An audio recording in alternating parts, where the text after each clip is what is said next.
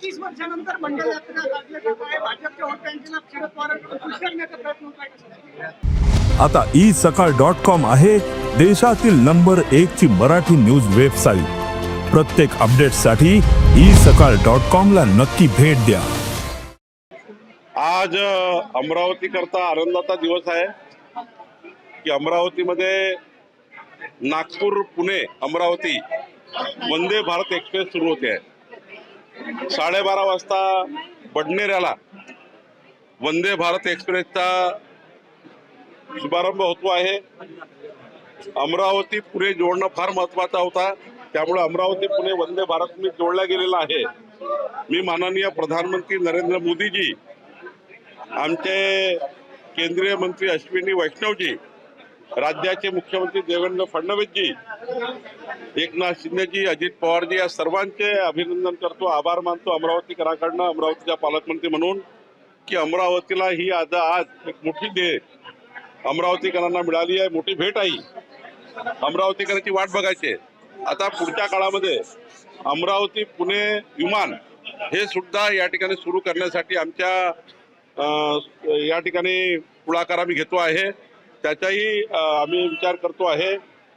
दुसरा महत्त्वाचा प्रश्न आपण विचारला, शरद पवार साहेबांना इतक्या उशिरा ओबीसी समाजाचा पुळका आला असं तुम्ही मला म्हटले. तुम्ही म्हटलं मला यात्रा काढलेली आहे.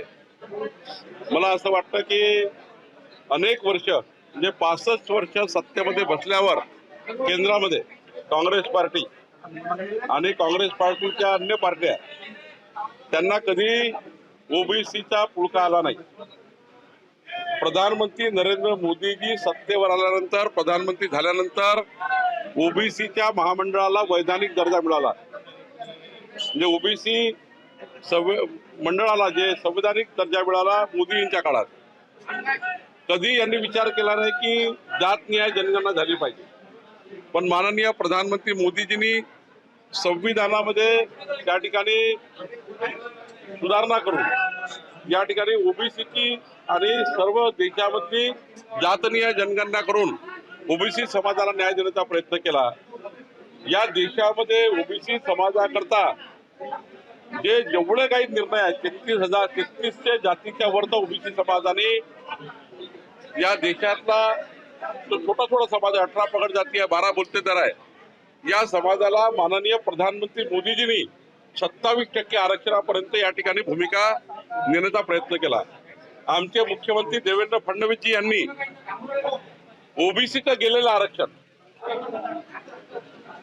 शरद पवार साहेब तुमच्या काळात ओबीसीचं आरक्षण केलं, उद्धव ठाकरे साहेबांच्या काळात ओबीसीचं आरक्षण केलं, पण माननीय देवेंद्र फडणवीसजी मुख्यमंत्री झाल्यानंतर ओबीसी समाजाचं खरं आरक्षण देण्याचं काम देवेंद्र फडणवीसजींनी केलं.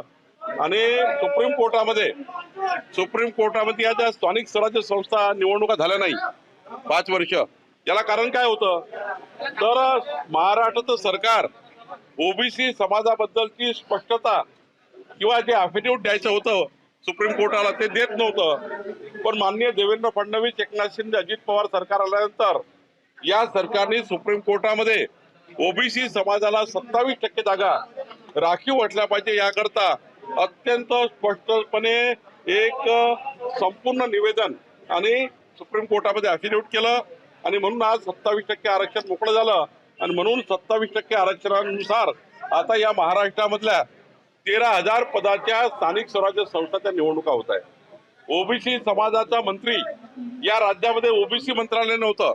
या राज्यातलं ओबीसी मंत्रालय कुणी दिलं तर देवेंद्र फडणवीस सरकारने दिलं. या राज्यामध्ये ओबीसी महामंडळ कुणी दिलं तर देवेंद्र फडणवीस सरकारने दिलं. या राज्यामध्ये 18 पगड जाती, 13-12 बोलतेदार, 18 महामंडळ वेगवेगळ्या समाजाचे कुणी केले तर देवेंद्र फडणवीस, एकनाथ शिंदे सरकारने केले, अजित पवार सरकारने केले. त्यामुळे शरद पवार साहेबांनी पहिलं हे स्पष्ट केलं पाहिजे की त्यांनी ओबीसी करता काय केलं. अनेक वर्ष 40-50 वर्ष सत्तेमध्ये केंद्रामध्ये राज्यामध्ये राहून तुम्ही ओबीसीच्या गोष्टी करायच्या नाही. आणि सत्तेच्या बाहेर गेल्यावर येणाऱ्या स्थानिक स्वराज्य संस्थेच्या निवडणुका डोळ्यासमोर ठेवून ओबीसी समाजाला भुलचापा देण्याचं काम आपण करतायत. मला वाटतं ओबीसी समाज तुम्हाला कधी माफ करणार नाही.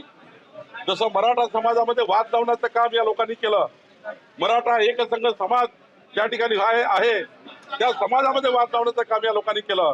आता ओबीसी समाजामध्ये वाद लावण्याचं काम हे लोक करतायत.